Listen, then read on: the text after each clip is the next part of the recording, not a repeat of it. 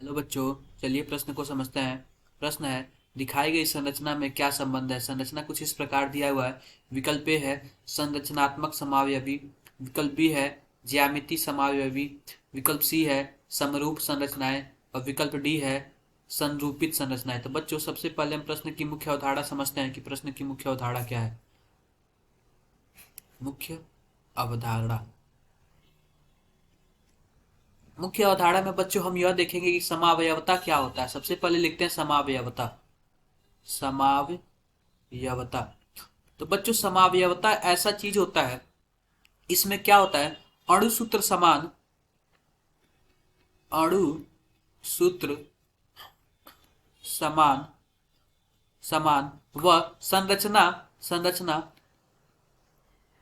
संरचना भिन्न भिन्न होते हैं, भिन्न भिन्न होते हैं। ऐसे ऐसे चीजों को हम क्या बोलते हैं, ऐसे कार्बनिक यौगिकों को हम बोलते हैं समावयवता। भिन्न भिन्न होते हैं, भिन्न भिन्न होते हैं, ऐसे चीजों को बोलते हैं समावयवता। समावयवता, तो बच्चों हमारे पास कुछ इस प्रकार चित्र दिया हुआ। हम सबसे पहले चित्र बनाते हैं। इसमें 2 कार्बन है और 6 हाइड्रोजन कुछ इस प्रकार है। एक तो प्लेन के नीचे है, समतल के नीचे है, और एक समतल के ऊपर कुछ इस प्रकार है, कुछ इस प्रकार है। दूसरा भी कुछ इस प्रकार हम बनाते हैं, दूसरा भी हम लोग कुछ इस प्रकार बनाते हैं। अब बच्चों दूसरी संरचना कुछ इस प्रकार है, कुछ इस प्रकार है।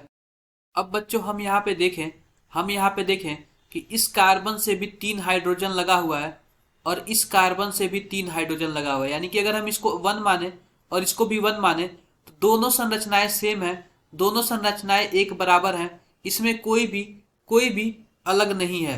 अब बच्चों हम दूसरे कार्बन को माने, इसको दूसरा माने और इसको दूसरा माने, तो यह जो क्लोरीन लगा हुआ है यह भी प्लेन के समतल के बाहर लगा हुआ है और ये भी क्लोरीन प्लेन समतल के बाहर लगा हुआ है। और ये हाइड्रोजन नीचे है, ये भी हाइड्रोजन नीचे है, ये भी हाइड्रोजन प्लेन पे है और ये भी हाइड्रोजन प्लेन पे है। तो बच्चों ये भी दूसरा कार्बन दोनों सेम है, यानी एकदम बराबर है। तो इस प्रकार की जो संरचनाएं हैं दोनों बराबर हैं एक दूसरे से, कुछ भी अलग नहीं है।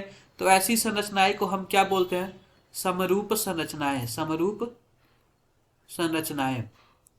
तो बच्चों इस प्रकार जो हमारा विकल्प सी है उसमें दिया हुआ है समरूप संरचनाएं। तो यह समरूप संरचना यानी विकल्प सी हमारा सही उत्तर होगा। आशा करते हैं कि आपको मुख्य अवधारणा के आधार पर प्रश्न समझ आया होगा। धन्यवाद।